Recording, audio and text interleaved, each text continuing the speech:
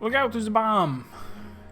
You didn't even notice, did you, chat? The bomb right in the middle of the room. You guys just don't observe video game goings-on the way I do. Nothing gets past me. Alright, so when we left off, we did a bunch of investigation. We found out that there was what looked like a false floor inside of the cage where the teleport was going to take place, so that obviously like the guy who was up there just dropped through the floor when the explosion happened. We had his business card. It had some fragrant French machine oil on it, and dog tracked it to this location. We came in, we were inspecting a prototype. There was a noise in the back room, like somebody was in there, was trying to get away. We unlocked the door, we went in, and now there's a bomb on the floor. And Sherlock is like, nope, it's not a real bomb. Or maybe it's like, it is a real bomb. And okay, the Dow. How have you been? I have been exploding. Or I'm about to explode. Perhaps. You are too kind, my dear madame. I hereby dedicate this great deduction to you. Kindly stand just there, Miss Susato. Oh, yes. I'd be delighted. So, shall we begin? Once again, Herlock Sholmes is proud to present his Logic and Reasoning Spectacular.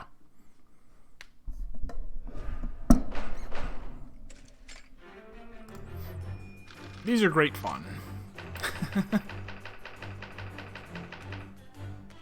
Oh yes, and all the furniture is upside down. Why is that? I suppose it could be that this entire room rotates and that he escaped through the window, through the windows that were on the floor, and then the room rotated back around the other way, or that's silly. We'll find out which one. Hey, Serp. It's plain to see that this room is in complete disarray. The bed, the table and chairs, the lamp, everything is upside down. Almost as if every item in the room had, until recently, been happily positioned on the ceiling, before falling straight down onto the floor. Every item in the room was on the ceiling? Are you suggesting that... Indeed. The key here is gravity. Also, time reversal, which I guess he now has the power to do by snapping his fingers? It's fair. Most people can do that. It would appear that technology has at last succeeded in freeing us from the great pull of the Earth. For the gravity in this room was reversed and then suddenly restored to normality. Goodness! The inverted furniture clearly reveals the truth about the part gravity played in this whole business. I quite understand your skepticism, Miss Susato. I, too, was incredulous at first. However, my conviction in my analysis was cemented when I observed this. An anti-gravity device almost identical to one that featured in a dream of mine, only the other day, in fact. Oh, he had a dream about a flux capacitor. Those also reverse gravity, if you didn't know. If you want them to. But then why does it have a clock on it? A most relevant question indeed. That is a timing device that controls when the gravity direction will switch. There was clearly a requirement for the engineer to be able to restore normal gravity automatically. Elementary, my dear Serp? And the commotion we heard outside, the commotion we heard earlier from the other side of the door was the moment that restoration occurred. Yes, the reason why everything in here has been turned upside down is because of the anti-gravity device. So you see, we need look no further to explain the state in which we now find this room. The direction in which gravity acts in here was reversed by Mr. Drebber before being restored to normality in an automatic fashion sometime later by the timer device. I have witnessed precisely this scene in a dream I once had when I fell out of bed. Because gravity.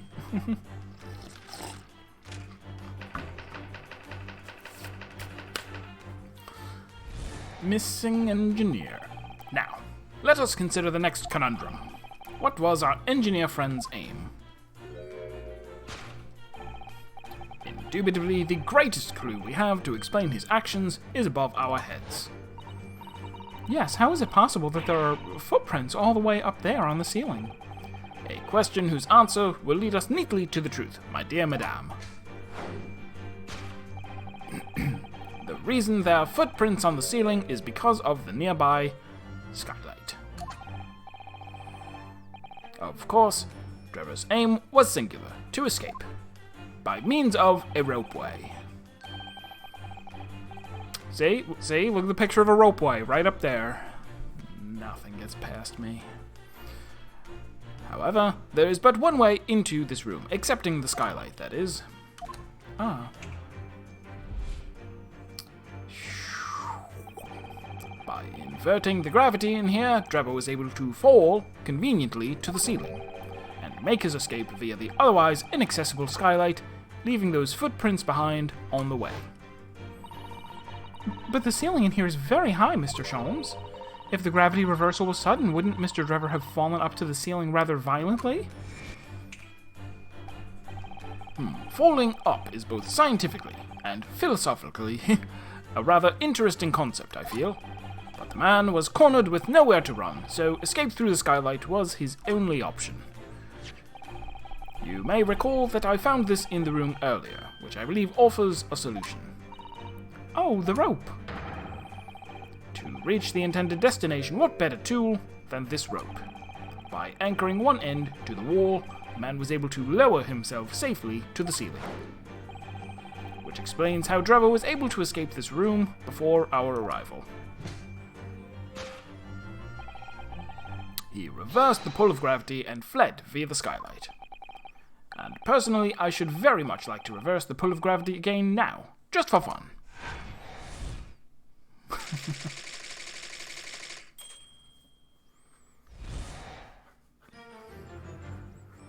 So there was, of course, a combination to the safe written on the underside of the ottoman. Thus concludes Herlock Sholmes' great deduction of this topsy-turvy puzzle.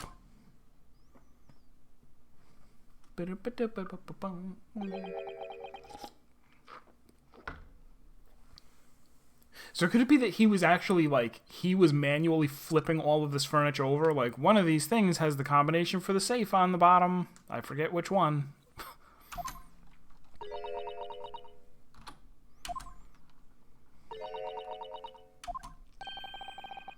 She's completely spellbound. Mr. Sholmes, there is just one thing that troubles me. I would expect nothing less. You're destined to be troubled by just one thing for the rest of your life. The thing is such a thing actually possible? An anti-gravity device, I mean. I would say that with man's current scientific knowledge, at the turn of the 20th century, it's no more possible than instantaneous kinesis. But your whole deduction hinges on it. But, my dear fellow, when you have eliminated the impossible, whatever remains must be the truth, however improbable it may seem. It's a famous Sherlock quote. It's a marvelous line, wouldn't you agree? One of my more enduring pearls of wisdom.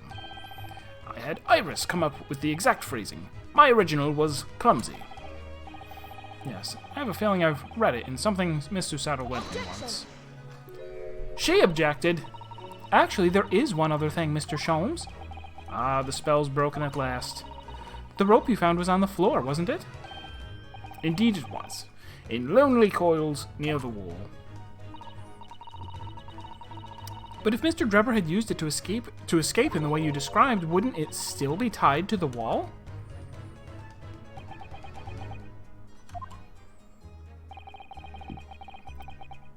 Mysteries inevitably unravel in the end, as I think you'll find do ropes.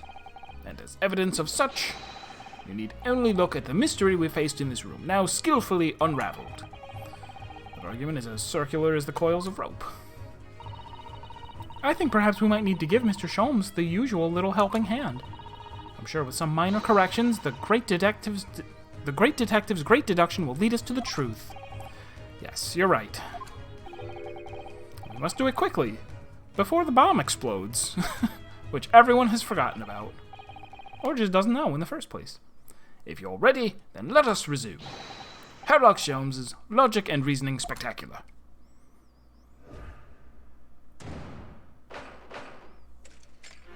Hold it, Mr. Sholmes.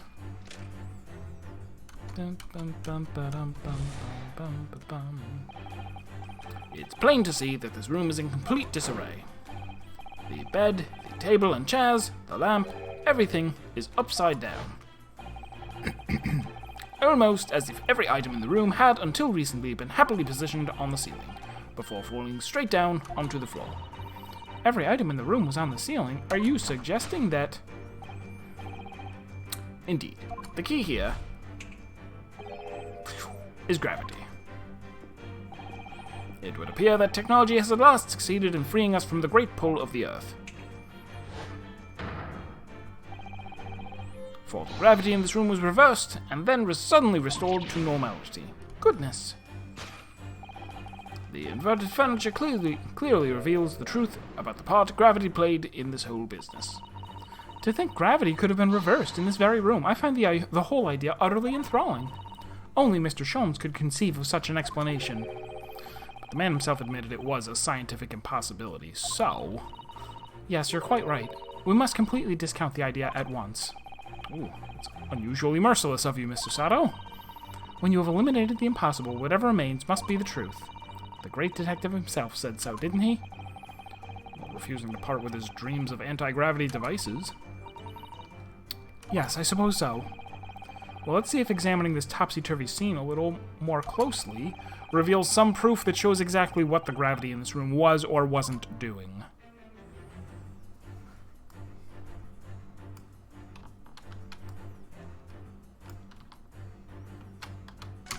An upright vase? Well, well, I wasn't expecting to find a pretty bunch of flowers in here, that's for sure. Look at that! I know, that slender little vase looks like it's about to topple at any moment, but the flowers are thriving. Oh, it's like a metaphor. Actually, he went there. Somehow it makes you think of the fragility of life, wouldn't you say? To be honest, Mr. Naruhodo, something else about it made a rather deeper impression on me.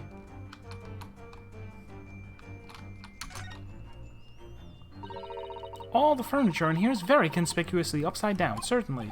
Yes, it does immediately put you in the mind of some strange quirk of gravity, I admit. Could it be that a mini Tatsumaki passed through here, do you think? But how would Mr. Drebber have known that a Tatsumaki was going to hit the room at that exact moment? Preposterous. Not sure that's much more plausible than Mr. Sholmes' explanation. Oh dear. Saying the first thing that comes into your head isn't the way forward here, it seems. No, you have to think carefully about this. Oh, it won't let me pan over to the thing that says something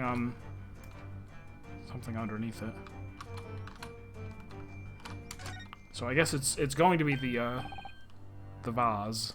Look, Mr. Sato, when everything seems to be upside down in here, this safe is conspicuously the right way up. Have you noticed? Yes, that's true, but look more closely at the safe's feet. Quote-unquote feet. Quote, feet, unquote. It's a lot of very large bolts fixing into the floor. Think before you speak. That's what you wanted to say, isn't it? I really put my foot in my mouth there. I certainly didn't say that. Take that! Take these flowers.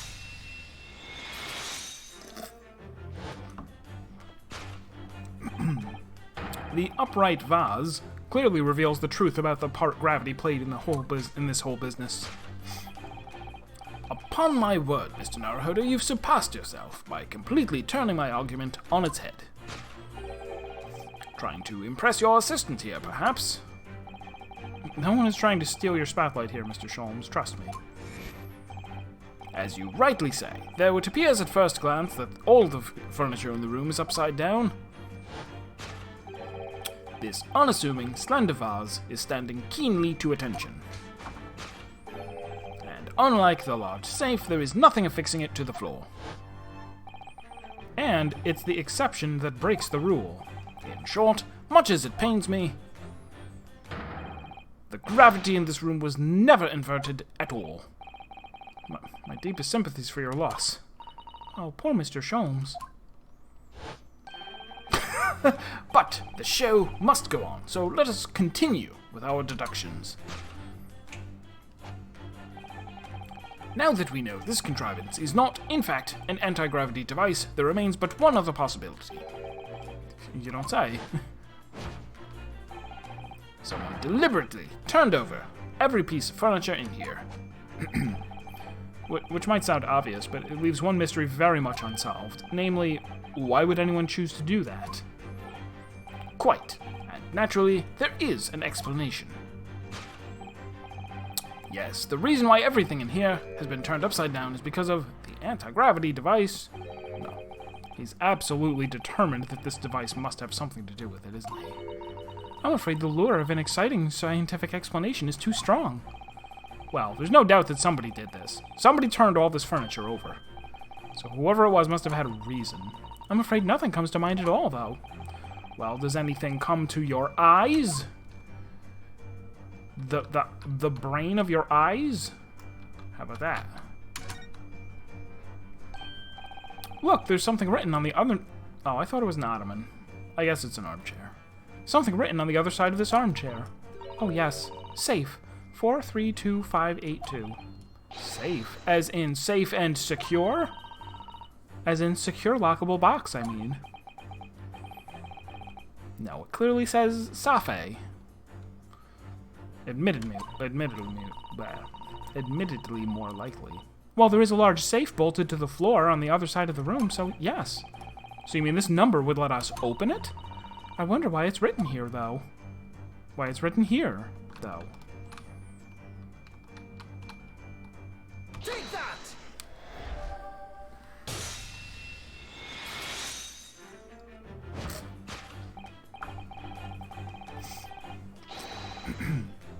Yes, the reason why everything in here has been turned upside down is because of the safe combination.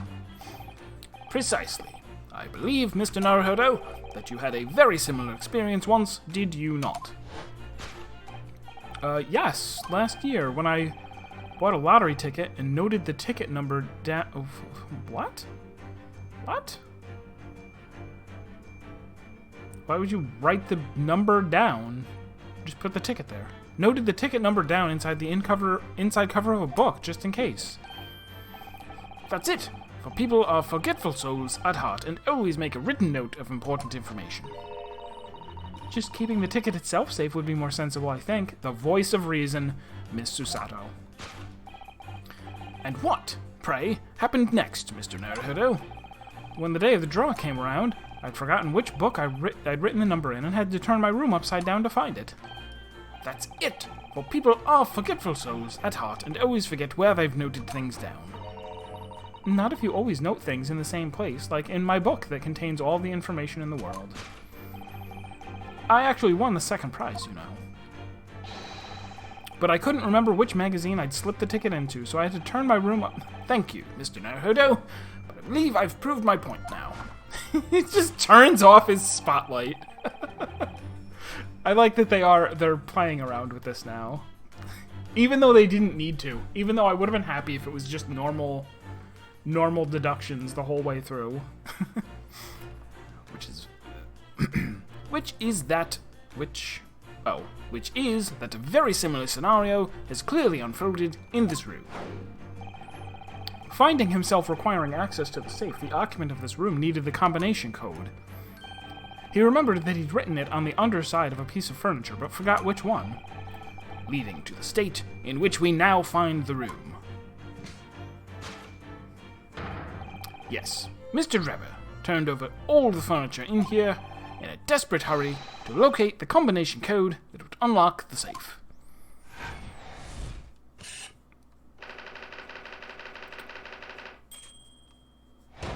kind of genius. Not only puts writes the combination down in the same place that they have the safe, but also writes the word safe on it. Like if they were gonna remember that it was on the bottom of a piece of furniture, he obviously could have just written the combination without putting "this is for the safe." Now, let us consider the next conundrum. What was our engineer friend's aim? Indubitably, the greatest clue we have to explain his actions is above our heads. Yes, how is it possible that there are footprints all the way up there on the ceiling? A question whose answer will lead us neatly to the truth, my dear madame. It must have been a hacker! It must have been Kilohonka the hacker!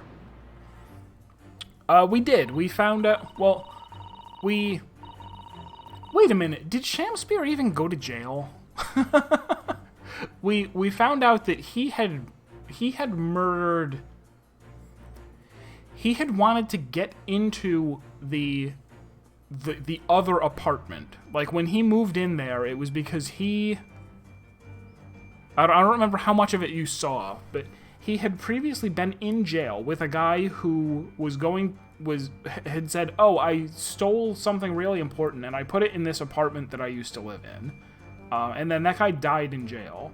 And when Shamspear got out, he went to rent that apartment. And the guy was like, "Oh, someone's already in that apartment, but you can have the other one." So he's like, okay. So he moved into that apartment and then conspired to kill the guy who was living in the other apartment by, in the middle of the night, unscrewing the lamp in his room and blowing into the gas pipe, which caused the other lights in the building, or the other lamps and the oven and whatever, the other heater, to blow out and then fill the room with gas. So that guy suffocated. And then before he could say, I want to switch apartments, the Japanese guy moved into that apartment. So he had also been blowing out the blowing into the pipe to blow out the lamp to suffocate that guy. And then the fiance of the guy who died of suffocation in the apartment had overheard the Japanese guy saying, "Oh yes, I moved into that apartment and I keep choking to death in the middle of the night." And she put two and two together and then lured the guy out of his apartment so she could go break in and put poison on the pipe that he had been blowing into. She figured out he must have been blowing into this pipe and blowing the lamps out. So she broke into his apartment and put poison on it, figuring, well, if I'm wrong, then nothing bad happens, but if I'm right, then he will die of poisoning. And then we proved all that and sent her to jail for attempted murder. For attempted suspected murder. Well, if a change in the direction of gravity can't explain it, then how did those footprints get there? Yes, I feel as though that particular mystery has just become even harder to solve. I can't think of any other way to explain it at all. It was a weird conclusion, because you don't... Why was it weird? It was especially weird because the part... When we got to the question where they were like... Where we had to point out who the real culprit was, we had no idea that any of this had happened. We had no information. And he's like, I know the real person who put that poison there, and they have you have to pick from all the people. And I'm going down the list, and I'm like, was it Susato? Was it Soseki? Was it Mr. Belvedere on the top floor? I'm like, I had no idea. I actually did game over, I think twice, from using up like every guess before I picked her, because I'm like, we don't know anything that would put her at the scene of the crime, so I don't know how they expected you to make that leap. Oh, life was so much simpler in those halcyon days where gravity could be reversed. It was minutes ago, and those halcyon days never existed in the first place. Well, I suppose we must simply put our faith in Mr. Sholmes and observe the area in more detail. Putting our faith in Mr. Sholmes is what gets us into these situations in the first place.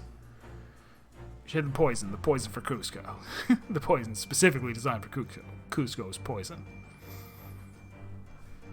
That poison? Pardon? A shoe atop the balloon? Shoe on head? Plox? This is a gas balloon, isn't it? It's tiny, but it does seem to be a real balloon. Yes, I think you're right. I think it's helium that's keeping it up. Not hydrogen? A green gas balloon. Why does that seem to ring a bell with me? If you can see, there are footprints on this balloon, too. Look. Oh, yes. Surely that's a clue, isn't it? But what it tells us, I'm not sure.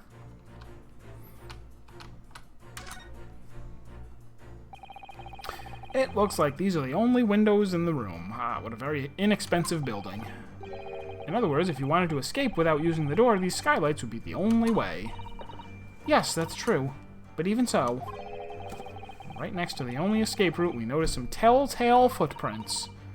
Nevertheless, as we said many times now, gravity can't explain how they got there. But powerful springs in the soles of the man's shoes could. Have you been having strange dreams as well, like Mr. Sholmes?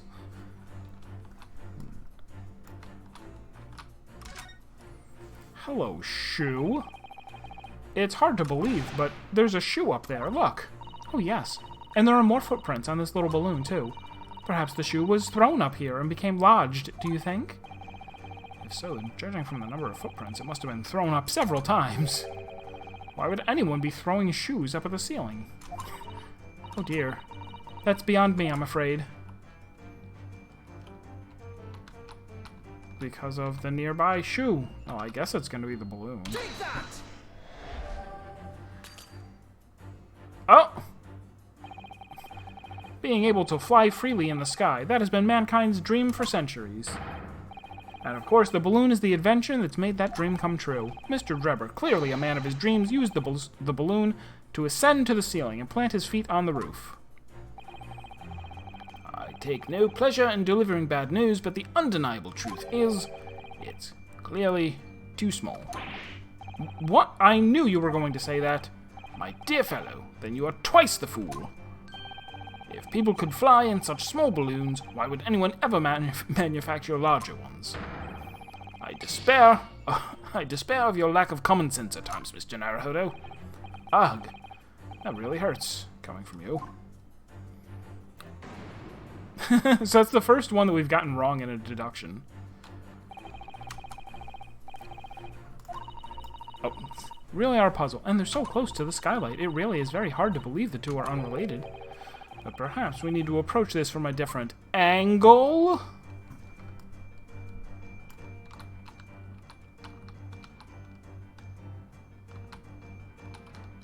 I mean, maybe it is the shoe.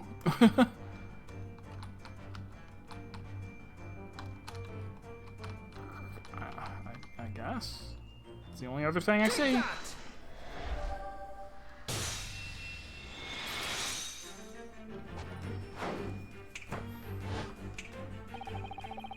The reason there are footprints on the ceiling is because of the nearby shoe.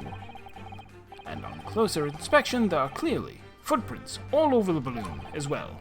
In other words, the aim was never the skylight at all, but the balloon. But for what purpose? A green balloon. That seems somewhat familiar data. Ah, it was a piece of the green balloon's envelope that Mr. Naruhodo and Iris found at the scene. And inside the green balloon that Master Gotts claimed he saw above the stage when the incident occurred was the second birdcage, the crux of the whole instantaneous kinesis deception. You mean to say, if we assume the balloon in here is a model of the one used on the day, used on the day, there is a strong possibility something may be concealed inside it. Something our absconder was desperate to retrieve before making a hasty getaway. But the balloon's out of reach, hence why he resorted to a projectile, namely the shoe. Who throws a shoe? Honestly. Most probably Drebber intended to tear a hole in the envelope by assailing it with the shoe. However, his efforts were thwarted when the shoe itself became a prisoner of those lofty heights.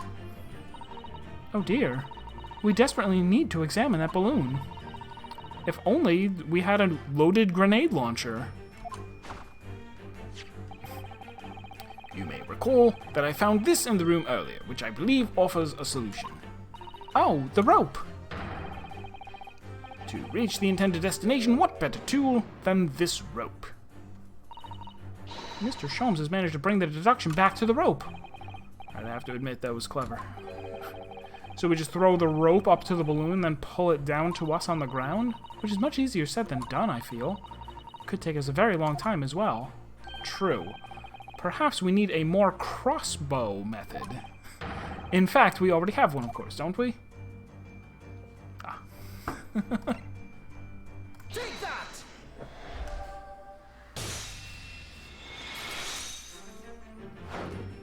My attorney's badge. Or my katana. You can throw those.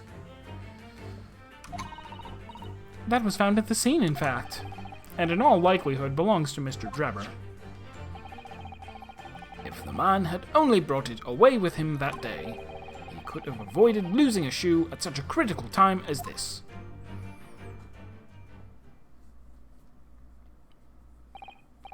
So, shall we? Your curiosity is deeply stirred, no doubt, my dear fellows. And hopefully it is filled with helium and not hydrogen. And hopefully our crossbow bolt is not on fire. What is it that Enoch Drebber has hidden inside that balloon?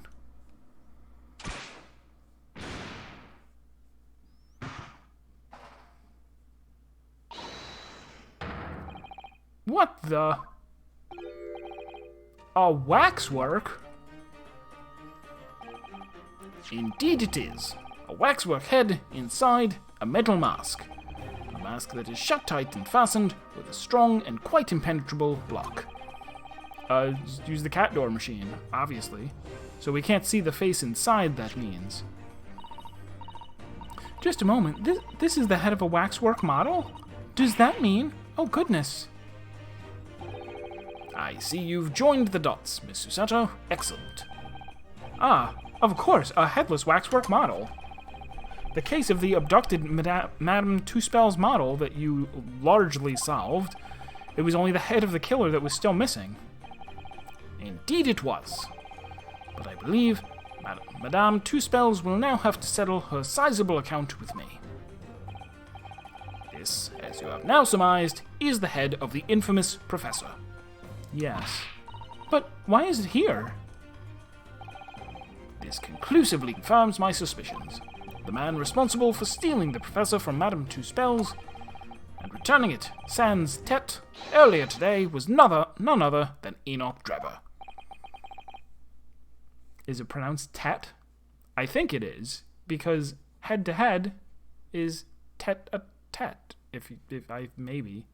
This is incredible. Professor Hairbrain's case and the waxwork abduction they're inextricably linked by Enoch Drebber's workshop. I've been wondering, like, if there was ever a game where they were going to do it, they've earned it by this game, right? To go, like, okay, we have a case where we started out and it's, oh my gosh, this guy stepped into a thing and then he teleported over there, right? Oh, wow, is teleportation real? No, certainly not. Oh, then how could they have pulled that off? Hey, by the way, before we go to court, can we go run this errand over at the museum where they have photorealistic wax copies of people? I just have to do a thing real quick. Like, it's so obviously, like, I feel like they've earned the right to subvert it and have Phoenix at some point, or even if it wasn't him, if it was somebody else, to go, like, for them to be leading up to the reveal that, oh my gosh, it was the wax, and have him just blurt it out like, well, obviously, like, are you serious? Like, what else could it have been? Like, as soon as they introduced it, I was like, okay, all right, sure, we're gonna go to the wax museum where they have, dummies that look exactly like people. just as we've introduced the idea of how could they ever have pulled this off? And so it would be kind of nice if they did that. If at some point the thing that they've been building up to, that's like, oh my gosh, the waxwork was used in the teleportation cave, that somebody's gonna go, well, I mean, obviously. Well, it appears our logical pleasure cruise has come to an end, my dear fellows. All that remains is, yes, to speak with the architect of this adventure. The architect? You mean Mr. Drebber? As it seems quite impossible that he escaped via one of the skylights, obviously the man must still be here in the room. Did he lock himself in the safe? And his location should be abundantly clear.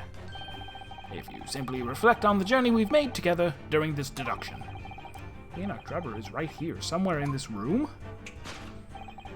So, Mr. Naruhodo, will you do the honors? Yes, of course. Mr. Drebber's hiding place must be the... The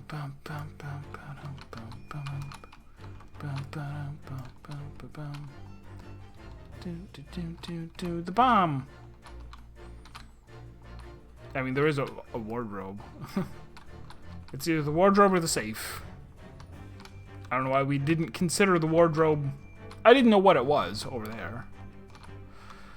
I mean... the skylight. No. I'm gonna say the safe first. Maybe I get an achievement. Oh, was it correct? Before we gained access to this back room, we heard noises from in here. Which tells us that the engineer was still in the building at that point in time. He was, in fact, searching for the combination to his safe. And pressed for time, made no attempt to right the furniture that he overturned in the process, from which we can deduce that his search for the combination happened very recently indeed. In summary, Mr. Enoch Drebber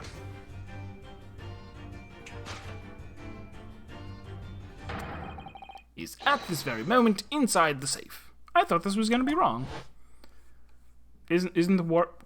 Well, maybe he wouldn't have hidden in the wardrobe because, duh, we would search it. So he wouldn't be safe in there. Thus concludes Herlock Sholmes' great deduction of this topsy-turvy puzzle.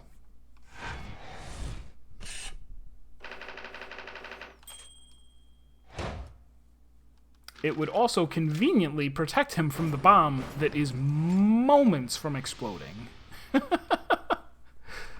I guess maybe a safe that large, maybe inside the safe there's a way of opening it. So, Mr. Naruhodo, I think perhaps it's time we ended this game of hide-and-seek, don't you? By opening the safe, you mean? What else? Let's see. The combination was 143252. I knew that. Read the exclamation point blind, Susato. Here goes.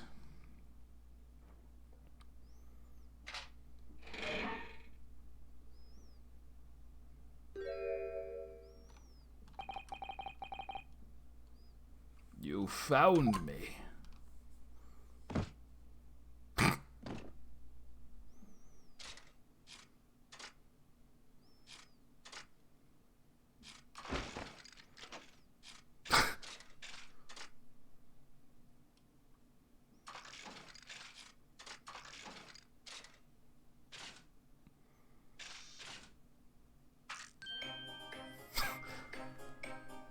Okay.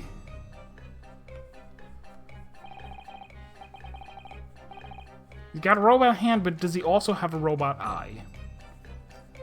Right then, sir. Mr. Enoch Drebber, I presume? Correct. You'd better start talking. You tricked Professor Hairbrain with that bogus machine you built. If you say you didn't, that's perjury. And you shall have to explain the theft of the waxwork from Madame Two Spells as well. Whilst I would be delighted to answer your many questions, personally, I would advise that you deactivate my little parcel first. Deactivate? Your parcel? I refer, of course, to the time bomb. I left it in a most prominent position. Ah, I see. Stunned silence. You're all gearing up to die with me, then. no!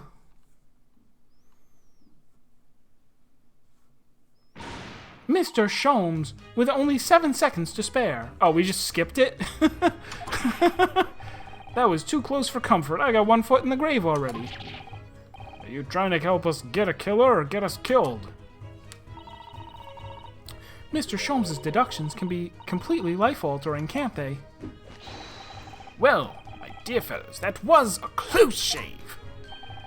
The resemblance to an anti-gravity device is really quite startling, I must say. Anti-gravity devices don't exist. Phew, wouldn't push it, Mr. Sholmes.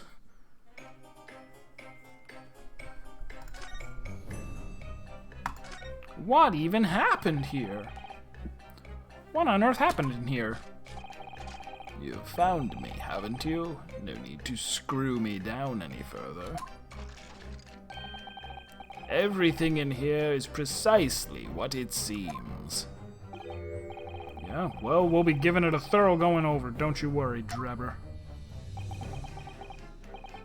What fails to click with me is how you were able to locate my workshop. That I was not expecting. When I heard whistling from the other room, I knew it was time to bolt. Whistling? Ah, that would have been me. Oh. For some reason, I woke in fine fettle today. Fine fettle? What? So many new words. What's fettle? I mean, I understand it from the context, but are these real English words? Noun, state, or condition.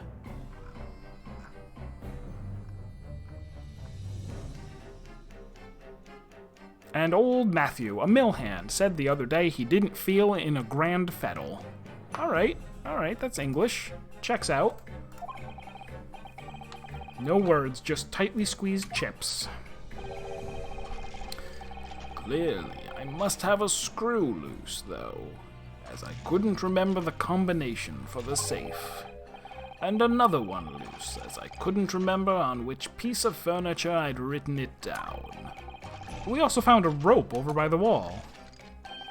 That was just a rope. Yes, I had hoped to exit through the skylight, but sadly the rope was too short. So I then set about searching for the combination code to open the safe. Yeah, they're like, do you get it? Do you get the machinery puns yet? And burning the incriminating blueprints, don't forget.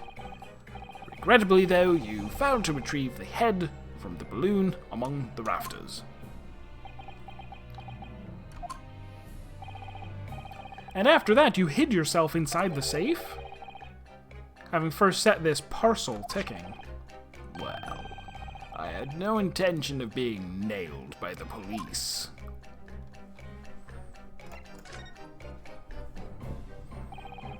Got a death wish, have you? Hiding right beside a ticking time bomb? Please, why do you suppose I chose to hide inside the safe? It's no ordinary safe. It's specially designed. A dynamite explosion wouldn't leave a scratch on it. So, in fact, the safe was the only safe place. Please, Sholmes. Precisely. But once you'd climbed inside, you wouldn't have been able to get out again. I invite you to look more closely. The safe is fitted with a handle on the inside to allow the door to be unlocked from within. Ah, so it is. Ah, that's how you solve the Schrodinger's cat puzzle. Just put a wheel on the inside of the box so that if the cat's alive, it can let itself out. Solved! Quantum physics has been solved. I'd always intended to blow this place to smithers. Why not smithereens? Don't you think merely blowing it to smithers is underdoing it a bit? Is smithers really a word? Come on.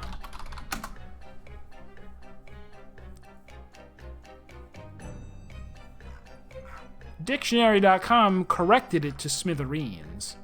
Oh no, wait, origin of smithereens. Smithers. Hiberno English? What are you? What are you, Hiberno English? I don't know.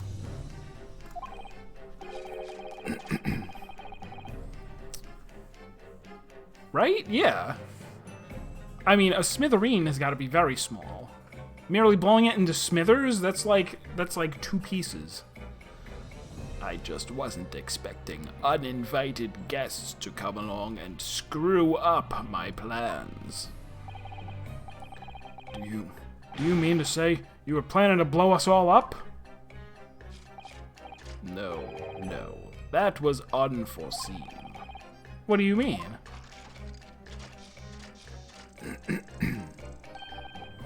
Most people run, you see, when they see a ticking time bomb at their feet. Ah, I calculated the time required for a safe retreat. No, I calculated the time required for retreat to a safe distance and set the device accordingly. But your seemingly endless discourse in here threw a spanner into the works.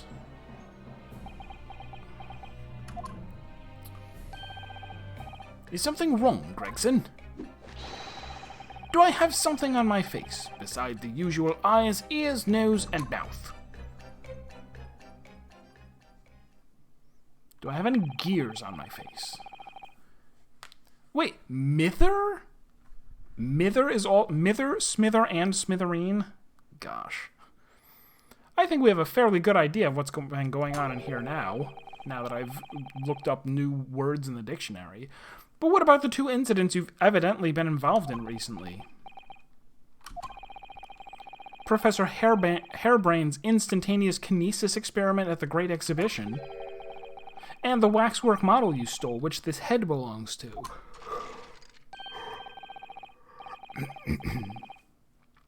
That's no ordinary head, you know. That's the head of the professor. Clad in a mask with a lock so strong I'm unable to open it safely to reveal the killer's identity. I've been considering carrying it around as protection, after all. That's enough. What's going on here, Gregson? I'm sure you're aware that I have sole jurisdiction to investigate here. Yes, well... Dr. Sith again, so the forensic investigation team are here. And you know full well this engineer is a key witness. Why are you allowing this lawyer access to him?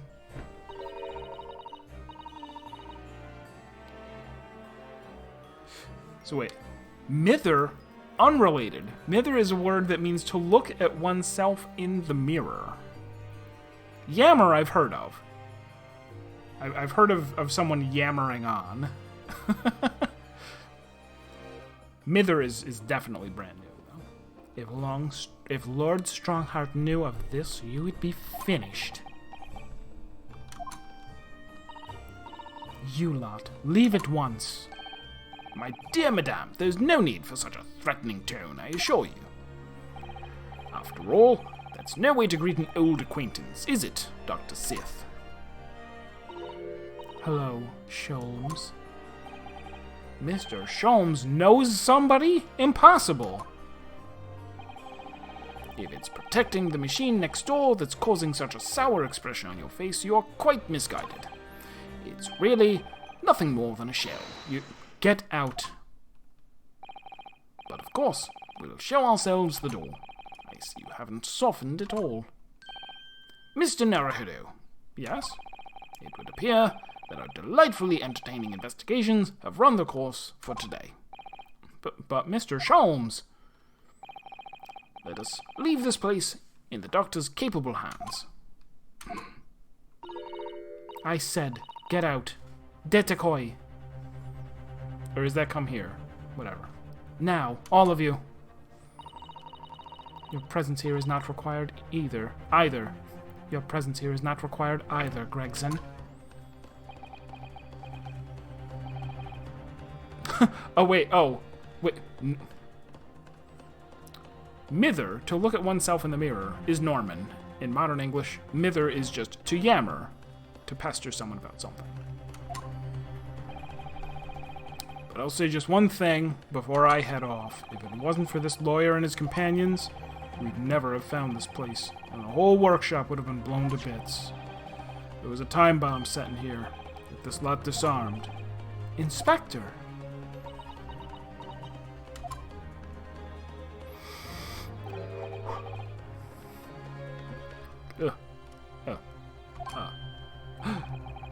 Something giving you a chuckle? You having a giggle, mate? So sorry. Didn't mean to offend. You're right. Quite right, of course. You did disarm the time bomb, didn't you? Yes, you did disarm that one. What are you... That one? You mean... Who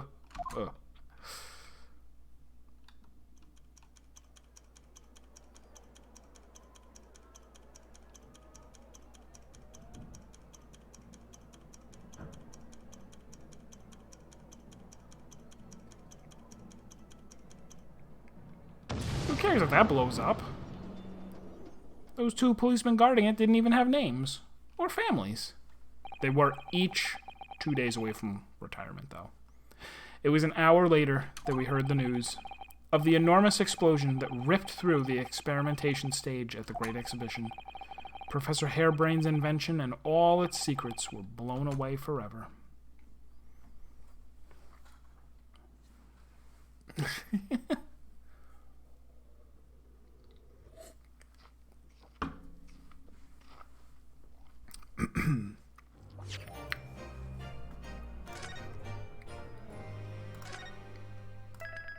Oh, you know what I've been meaning to mention? Last night, I did finally do the final Zadnor duel. And I was very frustrated at the whole process, like, to get the last one. Because the last time I had fought it, it was Debog. I got it down to, like, 2 or 3%, and then died because I wasn't standing in one of the meteor circles. For one of the mechanics. Because I think I was thinking that I was going to get knocked back into it, and then when I was like, oh no, I need to be standing in that. I didn't get there in time, and I died, and the re-raiser didn't kick in. And then the next 5 times, at least, that I got to the critical engagement, I got hit by something. The one time I was standing completely on the wrong side when one of the clones showed up, and I couldn't get to the middle of the room, like past the middle to get away from the fire. One of the times I was just surrounded by people that all had AoEs under them and couldn't get away in time. And then I had like 3 times in a row, maybe more. Maybe it was actually more than 3. Like I lost count. Like I can't count that high. That I got hit by the exaflares because I'm like, there's so many of them. And they're so like once they start exploding, they're just like clouds of dust. You can't actually see what's going on. They don't look like circles. They're just explosions of dust. And it happens like while the pillars are falling that you A, have to look at and avoid, and then B, they block your view of what's going on. But I eventually figured out all you have to do is look for where one of the first wave is, and then move, like that becomes a safe spot for the second wave. Like they show up intercardinally or whatever. But man, I was so mad because I would go, I'm like, I need to bang this out. So I would go there and I would spend like an hour and a half just either like half AFKing and half farming zone 1 to try to get it to show up, and then it would finally show up, and I would go into it, and I would get hit by the exaflares, and I was at my wit's end. And then when I finally did get it, I just demolished it. So I'm finally done with that. I'm not completely done with Zadnor because I'm like 10, 10, and 5 on honors. So several more hours of farming to get that achievement, but then I'll have no reason to ever go back into Zadnor again.